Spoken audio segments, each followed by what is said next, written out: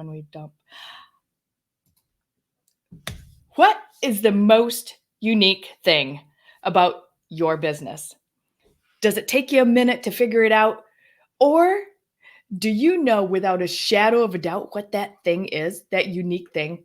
I guarantee it's not the pretty colors or the design of your webpage. I guarantee you that. But what sets you apart from the crowd? In the sea of this massive digital world that we all seem to live in these days, what makes you stand out to be seen and understood? Do you have that ingrained into your brand? If this leaves you questioning, do I have that? I don't know if I got that. Then hang out with us, hang tight, grab a pencil, because we're going to do a deep dive today on the psychology behind your brand and why that's important to your success.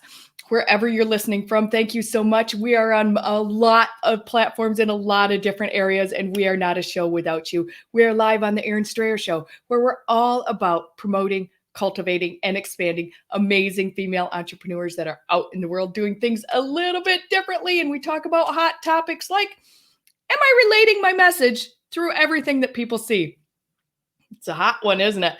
The cool thing is we give you workarounds to those challenges that we as female entrepreneurs face every single day. I'm your host, Erin Strayer, and recovering corporates and entrepreneurs hire me to get them business beyond the basics because most of them are indecisive. They're held hostage by their own fear and quite frankly, have settled for average. They're just cruising. So I help them keep on track by setting attainable goals, plugging gaping holes in their business and personal lives, and taking their dreams to those realities that they're setting. Bottom line is I provide peak performance scaling strategies for growth-minded entrepreneurs so that you and your business get the attention to detail it deserves and you start making money in your business. You can find me at erinstrayer.com. This show is never about me. It's always about our amazing, amazing guest experts that choose to come on our platform. And today is no exception. She is a two-timer. She is coming back again. And she has been praised for her brainstorming sessions being gold mines for the non-marketer. Elizabeth Pampalone has owned several businesses since she was 21 years old. Never looking back, she has helped countless businesses achieve life-changing results through marketing. She's the founder of Absolute Marketing Summit and the Web Design Chick Incorporated. She's an engaging speaker. She's a successful entrepreneur. She is a master network and a trusted business advisor who carries her business cards in a Tiffany's box. You're going to love her. She's back for round 2. She's my friend, and I adore her, Elizabeth Pampalone. Da, da, da. I'm so glad you're back. Thank you for having me back. It's super fun. And if you guys missed, pardon me, Elizabeth's first round with us, you're going to want to go back and watch that because we talked about a lot of really cool things on marketing and how to set up your whole year of marketing in that session right there. And that was gold in and of itself. And today, like, it's all about being connected. Are we connected? What's in the gap, right? What's in the gap? Yeah, branding is my absolute passion. So this is going to be, this is going to be a good talk. Yeah, it's going to be fantastic. And you guys make sure to tell us hi. And if you have some questions on branding, because it is way more than just pretty colors and pictures on your website. And, you know, you are like Hell's Kitchen on branding, really. Yeah. when it comes down to it. And I really want to go there and talk about that and why that's so important to have your expertise and eyeballs coming in, cleaning house, really like doing that overhaul, especially for those of us that have been in business for a while and we just need a facelift, right? Yeah. So a lot of business owners, they get to this point where they've DIY'd so many times and so much. And then they had this person work on it. And then that person helped them. And then another person, assistant, worked on it. And that person's gone. And now another person took over and they changed a little bit. And so then they have this hodgepodge. And it's just, well, I like that right now. And that works for me today. And, it just kind of all gets mixed up. And so what I do is I come in and just clear everything out and start from what I am seeing. So something might jump out at me, and I'm like, this is your brand. This one little piece here that was in with all the other stuff, this is your brand. And so I'm looking at it from a totally different perspective. I'm looking at it mostly from a consumer perspective, but also with a background of all my experience, but coming at it almost clean slate where I don't know anything about it. I don't know anything about your business. I don't know how it runs. And one of my clients was working with me the other day on coaching, and she said, well, what do I need to send you so you can prepare? And I was like, well, I don't prepare. That's how I prepare, because I want you to explain it to me for the first time while we're sitting together, so I can read body cues and stuff like that, but also so I can hear it and go, wait, what? That makes sense. And that's kind of the way I look at brands too, because I want to be able to look at it and I can just see whether or not I resonate with it, not as me as the client or the consumer, but also, is it strong enough for me to know that it's going to actually resonate with your client, your consumers? So Yeah. I have all the different kind of hats that I wear as I look at something, but it jumps out at me for sure, just because of all the brands I've seen over the years, all the ones I've built, all the ones that worked and didn't work. Yeah. So that's another thing. But that's something that I love to do, is to kind of, like you said, that Gordon Ramsay, like, the whole thing is, I don't want to make you cry, but I want to make you better. I love that. I think so many of us that have been in business for a while, we know we don't have time to make the changes. We know something's off, and we want somebody like you with definitive action and the eyesight and the insight to go, okay, this is total. We're not going to call you a hot mess, but you are, and this gets to be taken care of, and this is what I see, and this is what I would like to do. And I really want to go there again, because I don't think that this can be talked about too much, that branding is more than just your logo. Yeah. Can you So please someone clear actually that up posted, again for the people? yeah. So I actually just saw in a Facebook group, there was a question. Someone said, how much should I pay for a logo? And I said, okay, first of all, you're asking half a question and you're misleading everyone that you're asking. Yeah. Because if you're concerned about building a business, you should be asking, how much should I pay for a brand, not just a logo? Because a logo is just a visual representation of a brand, but the brand is that why, behind the heart, behind why that company exists. And even corporate companies like Nike and Apple and things like that, where you're thinking, okay, they don't really have a heart behind what they're doing. I mean, they're corporate, like they're more machine than like, kind of like when you're playing video games and they have the little red hearts for the people. Right. And when you're using a machine, it's like a little metal heart, It's like a totally different machine, totally different thing. But really, they do have a, and they have a mission statement. They have a vision statement. And so basically their brand just says that without using words. And sometimes, your logo could be your name and things like that, which is fine, but it really still does evoke some kind of emotion from the person viewing it. Yeah. And when you just say logo, it has to come with all the pieces. What does it mean? What is the meaning behind it? What am I supposed to feel when I see it? And how does that relate to the mission and vision I already have, or that I maybe need to build and write? And then also, does it resonate with me as a person to be able to confidently share that with you? So many people have said to me, here's my business card, or I don't want to give you my business card, because they're just like timid, like, oh, it's not good enough, like I don't really like it, it's not me. They're like, don't look at that, I'm redoing it. They kind of brush it off that way. Or they say, here's my card, call me, but don't go to my website, it's not right, I need to fix it. I know. And Like, it's seriously, like, people, raise your hand in the comments if you've ever been that person. And I know I confidently can raise my hand to that, because I know that I personally have said one of those things that you just said. and that's where we get in trouble, because then it doesn't even resonate with us. So how can we expect it to resonate with our customers? Right. Most of the time, in most service-based businesses, especially the online businesses, we are our own customer. And it's not with every single business, but most of them.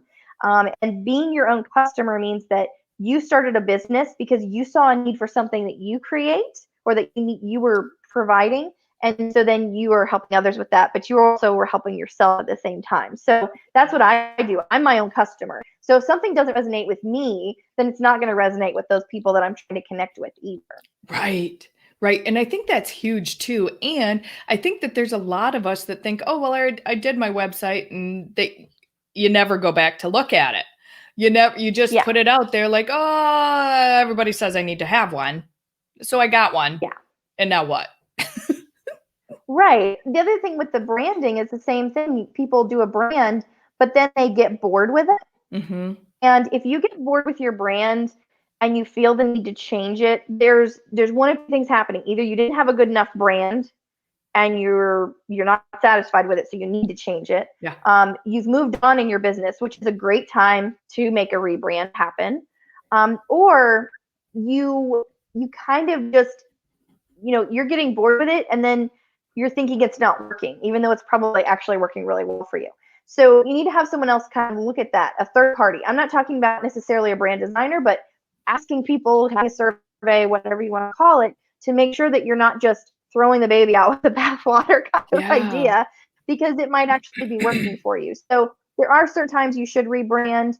There are brands that are not strong enough when they're initially formed, and they do need to be redone. I think most designers, when they create a brand for someone, the person's like, I love it, it's amazing, and they're all excited. Then that business owner looks at that brand every single day, all day long. I literally wear green every day now Every because day. it's my brand. Yeah. I'm almost sick of green. My whole entire wardrobe is green. On the weekends, when I'm doing things at home and not going out for business reasons, I wear blue and black and like all these other colors and Yeah. pink, but during the week I wear green. And sometimes I kind of get sick of it. It makes it's like annoying to me. But when I go out and that person says to me, I love your green dress, or that's a beautiful green shirt, or I saw your green the other day. Yeah. My green, it's a Yeah. it's a color. I don't Is even it wear the called same shade Elizabeth all the time. Green? Is it called Elizabeth Green? It's called Elizabeth It's Green. actually called Kelly green. It's Kelly green. And it's not that I might get sick of the green sometimes, but my clients don't. Yeah. That's how they remember me. That's what they associate with me. So there are going to be times I tell my clients, you love it now. Just be aware you're going to hate it, or you're going to be really annoyed with it, or you're going to get bored with it, because you're seeing it every day. They're seeing it every time you post on social media, but they're not even seeing it every time you post either. Right. So they're only seeing it in certain instances, and it's helping them to remember you, to remember who you are, to connect it with you. And when they see those things again pop up, the images, the visuals, the colors, the fonts, they're going to associate it with you. And that's what you want. That's a real true brand. That's a connected brand where people go, you and this thing, they're inseparable. They're part of each other. So I just try to warn people, you're going to love it today, but you're going to get sick of it tomorrow. So that goes hand in hand with the psychology, right? Like there's a whole lot of brain activity that goes on with that. Hey, I saw your green. Yeah.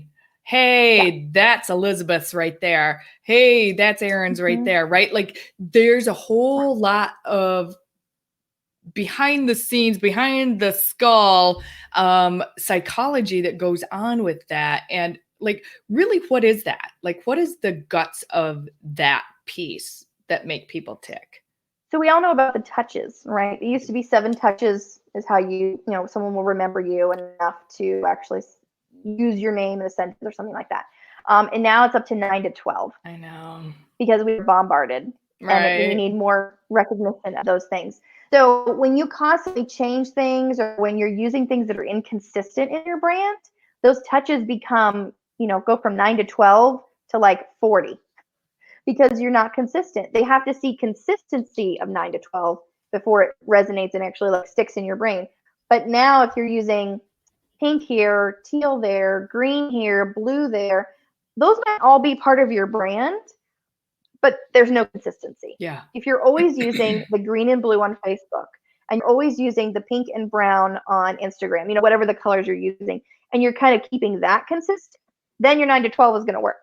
But Sure. people just get off the consistency, and so then the psychology of what brands are supposed to do, then it doesn't work really well. The other thing is to choose the right colors for the right job. Each color has a job. And so there's actually color psychology stuff all over Google. I mean, you can just Google color psychology. You'll see all these charts, and you'll see where they actually take brands that use these colors and put them into these charts where you can see, what does purple mean? What does yellow mean? So McDonald's is under yellow, and it means optimism and life and vibrancy.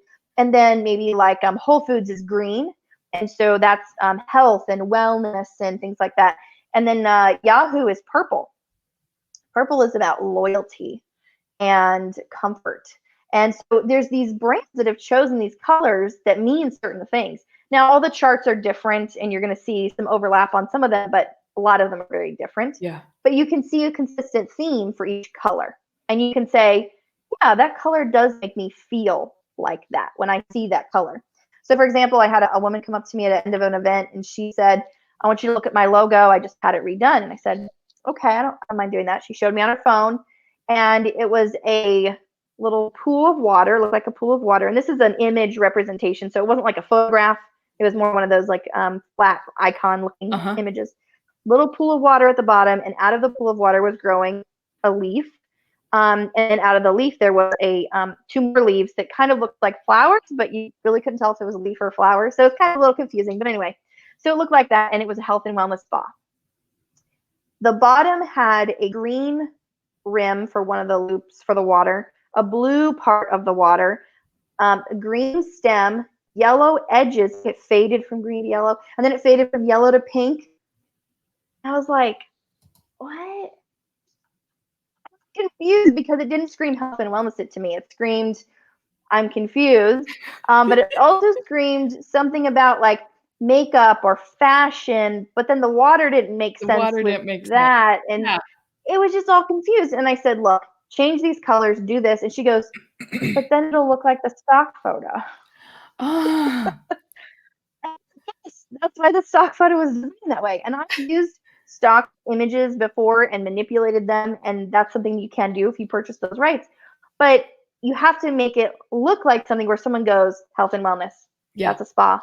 I would go there. Yeah. And if you look at almost every single spa logo, they're almost all light blue, light green, fresh, clean, linen. Yeah. Like, right? They have this airiness about them.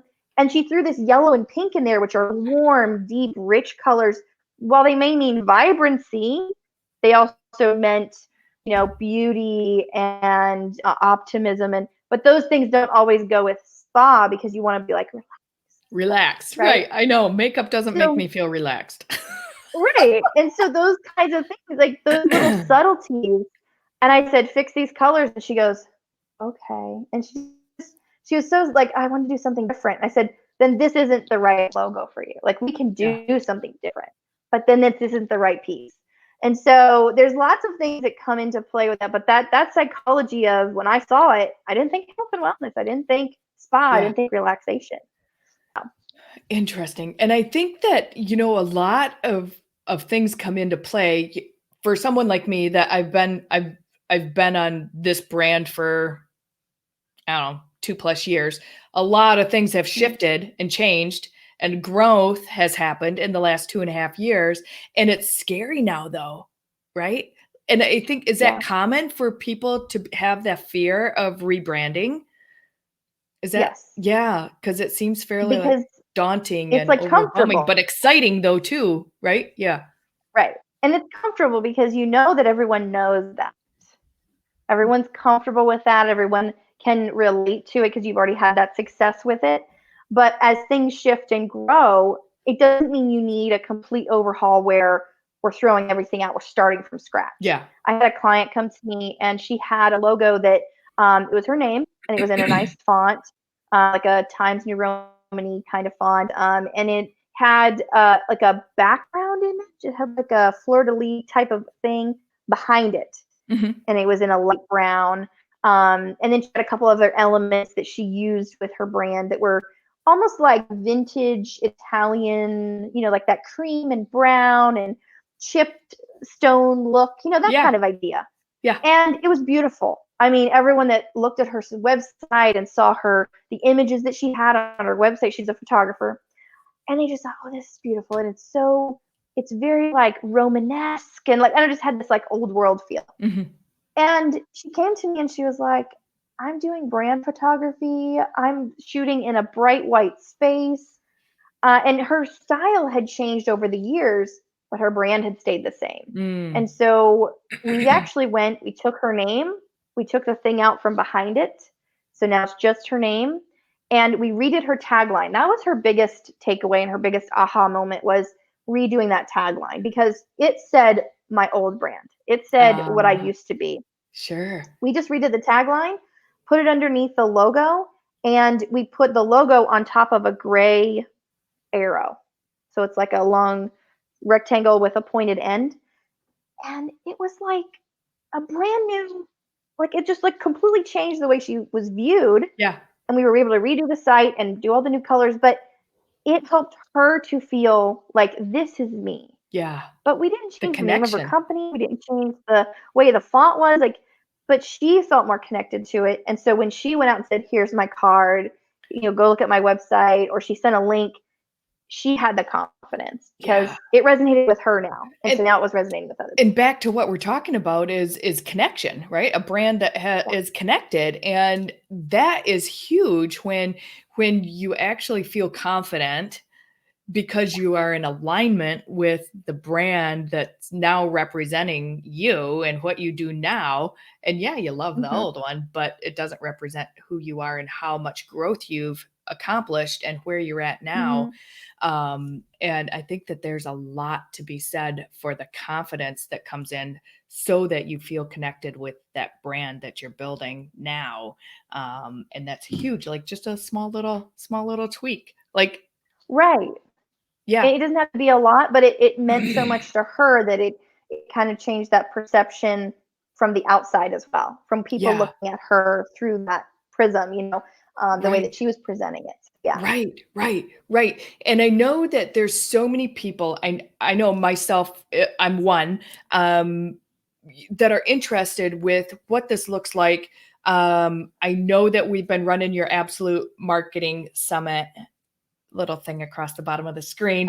We'll drop that in the feed for all of those that so you can click on it and grab And that too. But let's talk about that for a second, because this is a 2-day yeah. summit. So let's talk about that. So I created something called Absolute Marketing, which is a 5-day system where we create all of your marketing for an entire year. We create a brand, we write an ebook, we create an entire website from start to finish, 6 to 12 months of social media, 12 months of blogging, and 12 months of email campaigns. It's 5 days, it's intense, and it's done. And some of these pieces will last you beyond a year, but most of the time it's about a year's worth of stuff, like all that marketing stuff. Well, I've taken all that and I've condensed all of it down to just the strategy portion. And I've added some stuff on podcasting and some stuff on profitability. And I've compacted it into 2 days of 2 intensive days of conference. That's In May, massive at the end intense. of May. Okay, so this Yeah. is a working conference. This isn't a go and sit Yes. and listen to somebody talk to you. This is a here's something. Now bring your computer because we're going to implement. And there's actually going to be a workbook that you're going to work through. So we don't have enough time to do all the implementation. I wish we did. I wish we could do like a 200-person 5-day, conference maybe someday. But this will be a strategy implementation because a lot of people will go to a conference, they'll write tons of notes, and they'll go home and they'll go, "What the hell was I talking about?" Right. I have no idea. Yeah, because you remove So yourself from the place and then you lose what was supposed to be done. Yeah. exactly. So this is going to be a fill in the blank workbook that I'm writing right now. Oh my gosh, it's very, very daunting to me right now to make it like perfect. But you're going to fill in all these blanks so that when you get home, you actually can walk through the workbook and implement the steps because they'll all be in context. So you Oh, won't have all these notes just everywhere. brilliant. So that's my One. big thing from this. So you're going to come, you are going to listen, but you're going to network too, and you're going to write this strategy that you can take and implement, and it won't just be here, write some notes. It's going to be that fill in the blank contextual stuff. Yeah, I think that's brilliant. And I think more and more people need to attend conferences like that. And it's not really a conference. You don't even call it a conference. You call it a summit. Yes. Yeah, and summits before they became online things, were Mm-hmm. actually go, show up, do the Mm-hmm. work, take it back to the people. That's what a Right. that's what a summit, used to be before it Mm-hmm. cloned a new name, or a meaning behind the name. And I think that that's awesome to resurrect what an actual summit is, and to implement that in a work environment, and where people choose, they're like, oh, I need that, I want to do that, and it kind of takes that that's totally that do it with you mentality Yes. also. Yeah. Yeah, which is what I love to do, because I want someone to walk away and not just go, okay, I sat through a 2-day conference and I've got some great notes and I might have had 1 or 2 great ideas, but now I'm going back to my life. Now I'm going back to the grind. I'm going back to all the fires I've got to put out.